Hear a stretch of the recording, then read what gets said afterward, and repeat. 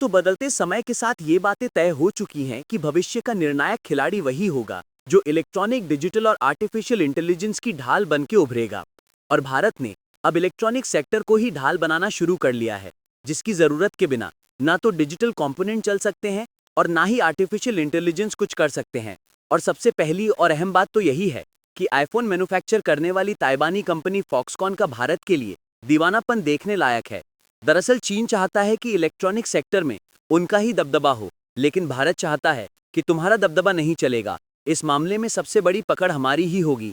इसीलिए भारत को नाकामयाबी का रास्ता दिखाने के लिए चीन ने अपने सैकड़ों इंजीनियर को भारत से वापस बुला लिया, ताकि भारत में लेटेस्ट वर्जन के आईफोन मैन्युफैक्चर ना हो पाएं और भारत हमेशा इलेक्ट्रॉनिक सेक्टर में चीन के पीछे ही रहे।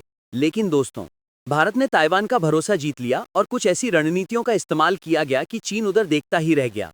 और खबर आ रही है कि भारत में आईफोन 17 की मैन्युफैक्चरिंग भी स्टार्ट हो चुकी है, वो भी कहीं और नहीं बल्कि भारत की नई मैन्युफैक्चरिंग यूनिट बैंगलोर में।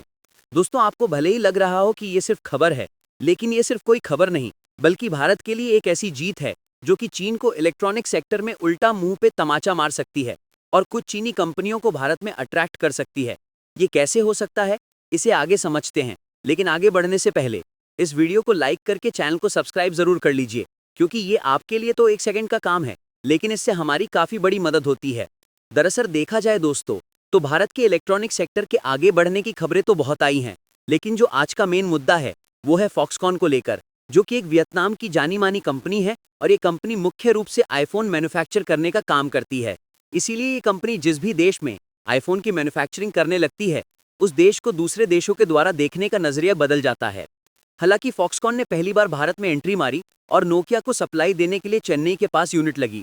2014 में नोकिया का प्लांट बंद हुआ और फॉक्सकॉन भी पीछे हट गई। तब कई लोगों ने कहा भारत में मैन्युफैक्चरिंग टिकती ही नहीं, लेकिन असली खेल शुरू हुआ 2018-19 में, जब एप्पल ने फॉक्सकॉन को कहा कि आईफोन अब चीन से हटाकर भारत में भी बनाना है। और दोस्तों, 2019 में भारत में बने आईफोन XR की बिक्री शुरू हुई, यानी दुनिया ने पहली बार देखा कि assembled in India and sold to the world. लेकिन दिसंबर 2021 में तमिलनाडु में फॉक्सकॉन के प्लांट में हजारों मजदूर, जिनमें ज्यादातर महिलाएं थीं, अचानक सड़कों पर उतर आईं। कारण ये था कि आराम की कमी, गंदगी, खराब खाना और फूड पॉइजनिंग। ऐसे में एप्पल ने तुरंत फैक्ट्री को प्रोबेशन पर डाल दिया, किचन सील हुए और प्रोडक्शन भी ठप हुआ। लेकिन यहीं से फॉक्सकॉन को बड़ा झटका लगा, जिससे उन्होंने सबक सीखा। सबक की भारत में मैन्युफैक्चरिंग तभी चलेगी जब वर्कफोर्स का सम्मान, सुविधा और सुरक्षा साथ होगी। आज फॉक्सकॉन महिला कर्मचारियों के लिए सुरक्षित हॉस्टल और नई सुविधाएं बना रहा है। इसके बाद फॉक्सकॉन ने 2022 में भारत के साथ फॉक्सकॉन सेमीकंडक्टर जॉइंट वेंचर यानी कि सेमीकॉन फिस्टर शुरू किया था, लेकिन 2023 में प्रोजेक्ट छोड़ दिया और दुनिया ने फिर कहा कि भारत फेल हो गया। लेकिन देखिए किस्मत का खेल, क्योंकि भारत को मालूम था कि ये कंपनी चीन में ज्यादा इन्वेस्टमेंट करेगी तो चीन और भी ज्यादा आगे निकल जाएगा। इसीलिए भारत ने फिर से इस कंपनी को अट्रैक्ट किया और नतीजा देखिए। 2025 में फॉक्सकॉन ने HCL के साथ मिलकर उत्तर प्रदेश में नया सेमीकंडक्टर चिप पैकेजिंग प्लांट लगाने का ऐलान कर दिया, जिसमें 3,706 करोड़ रुपए इन्वेस्ट करने का अप्रूवल दे दिया गया है। और टारगेट है 2027 तक प्रोडक्शन, यानी फॉक्सकॉन भारत में चिप से लेकर आईफोन तक की पूरी चेन बनाने जा रहा है। यही नहीं, तमिलनाडु में फॉक्सकॉन का मेगा आईफोन प्लांट है, जहां आज लाखों आईफोन यहीं से निकलकर पूरी दुनिया में बिक रहे हैं। लेकिन भारत सबसे ज्यादा खुशी तब महसूस कर रहा है जब बेंगलोर में फॉक्सकॉन द्वारा बनाए गए आईफोन 17 की मैन्युफैक्चरिंग स्टार्ट कर चुका है। और ये खबर सबसे ज्यादा किसी के पैरों तले जमीन खिसका रही है, तो वो कोई और नहीं बल्कि भारत का पड़ोसी चीन है। और रिपोर्ट्स कहती हैं कि फॉक्सकॉन के 300 से ज्यादा चीनी इंजीनियरों को अचानक भारत से बुला लिया गया। दरअसल फॉक्सकॉन की जो चीन में यूनिट है, वहां पर आईफोन बनाने वाले हाईटेक इंजीनियर थे। तो जब फॉक्सकॉन द्वारा भारत में बढ़ाया जाने लगा, तो फॉक्सकॉन ने चीनी इंजीनियर को भारत में बुलाया था। लेकिन चीन को डर सताने लगा कि कहीं उनकी टेक्निकल सेक्टर की जगह भारत ना ले ले, इसीलिए उन्होंने अपने 300 इंजीनियर को ही वापस बुला लिया। इसका असर क्या हुआ कि ट्रेनिंग और हाईटेक प्रोसेसर में थोड़ी बाधा आई। दूसरी तरफ चीन ने रेयर अर्थ एलिमेंट्स जैसे कि सप्लाई टाइट कर दी। इसका असर हैदराबाद के एयरपोर्ट प्लांट पर पड़ा।